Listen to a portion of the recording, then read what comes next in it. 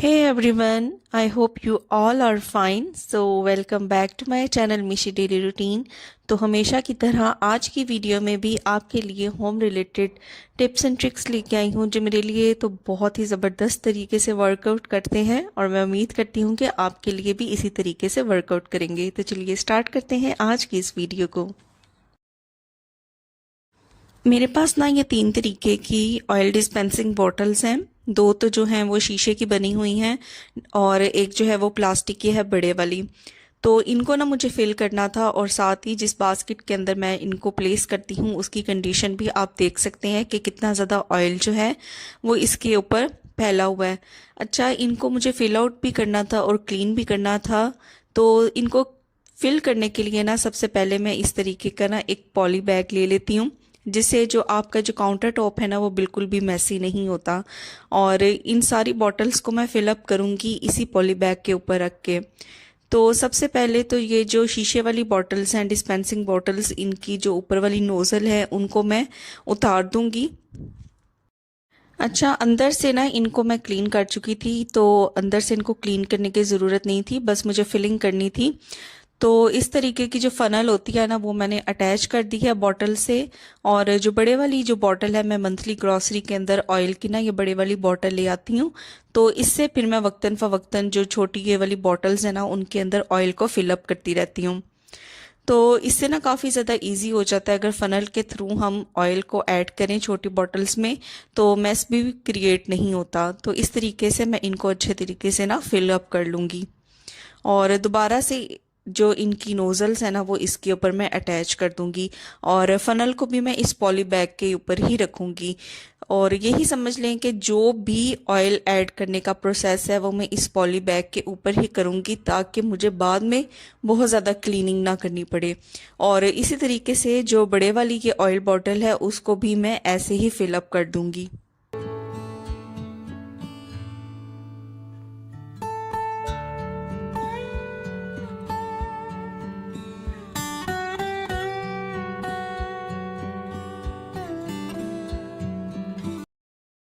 तो अब टिश्यू लेके ना मैं एक दफ़ा इन बॉटल्स के जो माउथ है ना उनको वाइप आउट कर दूंगी, क्योंकि जब हम इनके लिड को क्लोज करते हैं ना तो थोड़ा बहुत ऑयल जो है वो साइड्स पे बॉटल्स के ना गिरना शुरू हो जाता है। तो मैं टिश्यू पेपर से इसको ना वाइप आउट कर दूंगी। अब देखिए सारा जो भी ऑयल गिरा है ना वो इस पॉली बैग के ऊपर गिरा है। तो नेक्स्ट प्रोसेस क्या है, इन सारी बॉटल्स को ना मैं रख दूंगी सिंक एरिया में। और आपको पॉली बैग की कंडीशन दिखाती हूँ कि किस तरीके से ये देखें ऑयल इसके ऊपर आ गया है। तो बस इसी तरह मैं पॉली बैग को जो है वो समेट दूंगी और इसको डस्टबिन में फेंक दूंगी। और जो शेल्फ है वो आपने देखा है कि कितनी नीट एंड क्लीन है। तो सारी ऑयल बॉटल्स को ना मैंने सिंक एरिया में रख दिया था। अब मैंने स्पॉन्ज ले लिया है, इसके ऊपर मैंने थोड़ा सा डिश वॉश लिक्विड ऐड किया है। और जो भी इसके अंदर ऑयल बॉटल्स थी ना उनको बाहर से मैं अच्छे तरीके से इसे क्लीन कर लूँगी, ताकि अगर कोई भी रिमेनिंग ग्रीस है ना तो वो उतर जाए। क्योंकि किचन में कुकिंग होती रहती है और ऑयल बॉटल्स जो हैं वो चूल्हे के पास ही पड़ी होती हैं, जिसकी वजह से जो ग्रीस है ना वो इनके ऊपर स्टिक कर जाती है, जिसकी वजह से ये काफ़ी ज़्यादा ऑयली हो जाती हैं बाहर से भी। तो इस तरीके से जब भी मैं फिल आउट करती हूँ बॉटल्स को, ऑयल बॉटल्स को, तो फिलअप करने के बाद मैं इनको जो डिश वॉश लिक्विड है ना उससे अच्छे तरीके से क्लीन कर लेती हूँ, ताकि ये बिल्कुल भी ग्रीसी ना फील हो। तो एक एक करके ना सभी बॉटल्स को मैं अच्छे तरीके से क्लीन कर लूँगी और वॉश कर लूँगी और इनको साइड पे रख दूँगी ताकि ये ड्राई होती जाएं साथ साथ।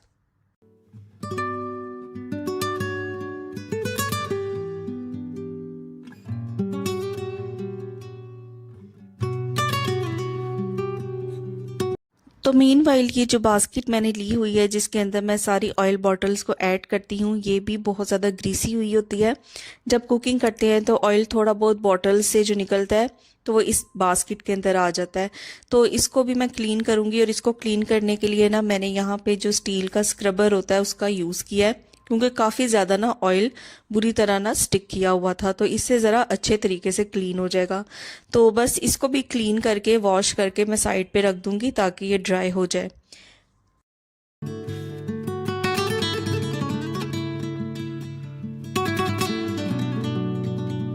तो इन सारी चीज़ों को ना वॉश करने के बाद मैंने साइड पे रख दिया था ताकि जो मैक्सिमम पानी है ना वो ड्रेन हो जाए।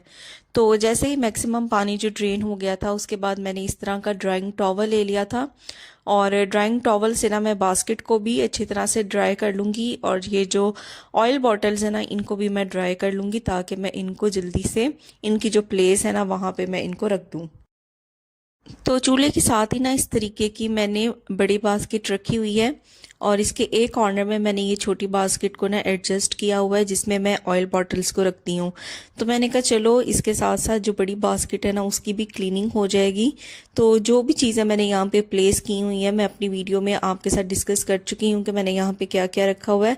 तो उनको हटा के एक दफ़ा मैं ये पूरी की पूरी जो बास्केट है उसको भी क्लीन कर लूँगी और जो चीज़ें यहाँ पे मैंने रखी हुई हैं इनके ऊपर से भी हल्की हल्की जो डस्ट है ना उसको रिमूव कर दूँगी और बास्केट के अंदर ना इन सारी चीज़ों को प्लेस कर दूँगी। तो बस ऑयल बॉटल्स को फिल करते करते मैंने ये बास्केट्स भी दोनों क्लीन कर ली, जो इनके अंदर सामान था उनको भी क्लीन कर लिया और इस तरह ना काफ़ी नीट एंड क्लीन ये एरिया हो जाता है। जब भी हम प्याज को छीलते हैं या जो भी बास्केट जिसके अंदर हमने प्याज को स्टोर किया होता है वहाँ से इसके जो छिलके हैं ना वो इस तरीके से उतरना शुरू हो जाते हैं। तो अमूमन तो हम इनको पकड़ के डस्टबिन के अंदर फेंक देते हैं, लेकिन यहाँ पे बहुत ज़बरदस्त सा एक सोल्यूशन मैं बनाने लगी हूँ जिसको मैं यूज़ करूँगी। तो ये सारे जो प्याज के छिलके हैं इनको मैंने एक पैन के अंदर डाल दिया और अब इसको ना मैं फिल कर दूँगी पानी के साथ। इसके अंदर मैं पानी ऐड कर लूँगी। ये बहुत ही ज़बरदस्त सोल्यूशन है। इस सोल्यूशन के ना दो फ़ायदे आपको होंगे। तो जैसे ये सोल्यूशन रेडी होगा मैं आपको बताऊंगी कि कौन से दो फ़ायदे आप एक ही सोल्यूशन से ले सकते हैं। तो यहाँ पे देखें मैंने पानी जो है इसके अंदर ऐड कर दिया है। अब मैं इसको रख दूंगी चूल्हे के ऊपर और तकरीबन इसको मैं तब तक पकाऊंगी जब इसके अंदर एक बॉयल ना आ जाए।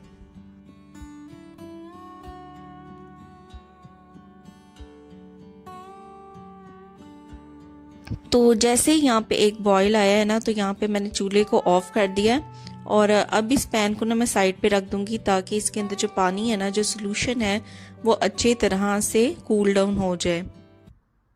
तो जैसे ही ये सोल्यूशन कूल डाउन हो गया है तो नेक्स्ट प्रोसीजर क्या है कि यहाँ पे ना मैंने एक मेजरिंग फ्लास्क ले लिया है और साथ ही मैंने चाय वाली छन्नी ले ली है। अब मैं इस पानी को ना छान लूँगी।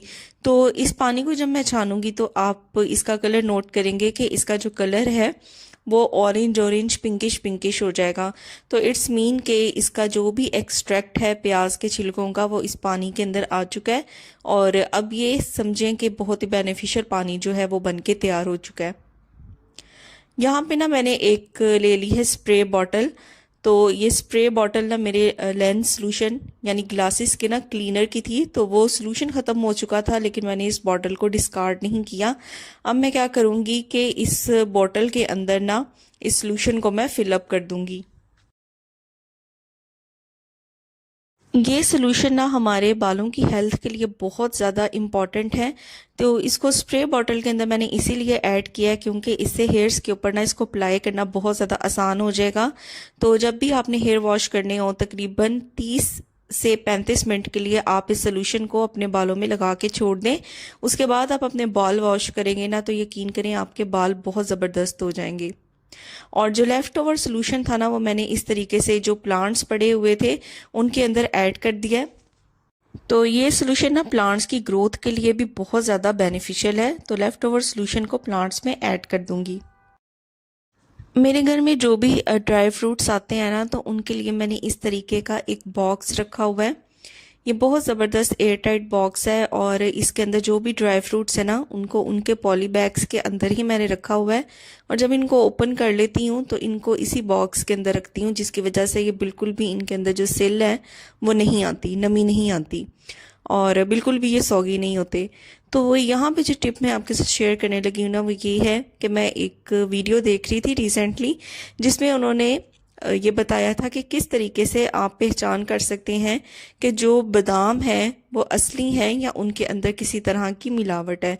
तो दो तरीके उन्होंने शेयर किए थे तो मैंने सोचा चले मैं भी इसको अप्लाई करके देखती हूँ कि ये वर्कआउट करता है कि नहीं और आपके साथ भी शेयर करती हूँ। तो सबसे पहला जो तरीका वो ये है कि एक बाउल के अंदर पानी ले लेना है और उसके अंदर ना बादामों को ऐड कर देना है।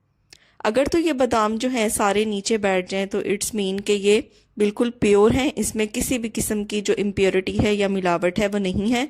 अगर ये ऊपर तैरना शुरू हो जाएं तो इट्स मीन जो बादाम है ना वो प्योर नहीं, इसमें कुछ ना कुछ जो है वो मिलावट है।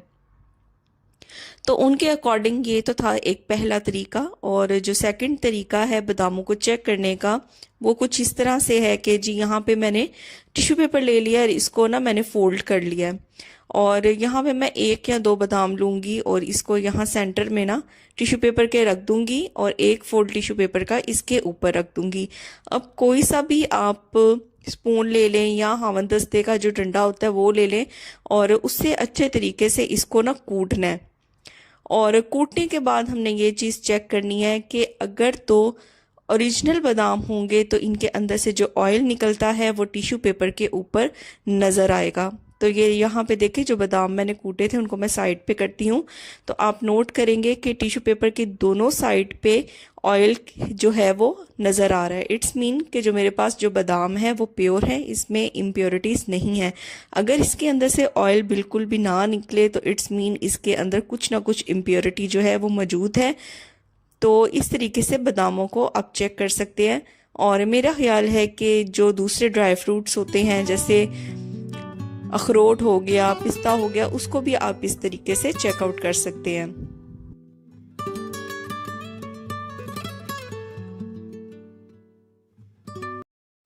तो बस ये कुछ छोटी छोटी सी डेली हैबिट्स होती हैं जिनको होम मेकर फॉलो कर ले तो वो खुद अपने लिए भी टाइम निकाल सकती है और अपने घर के जो काम है ना उनको भी अच्छे तरीके से और प्रॉपरली परफॉर्म कर सकती हैं।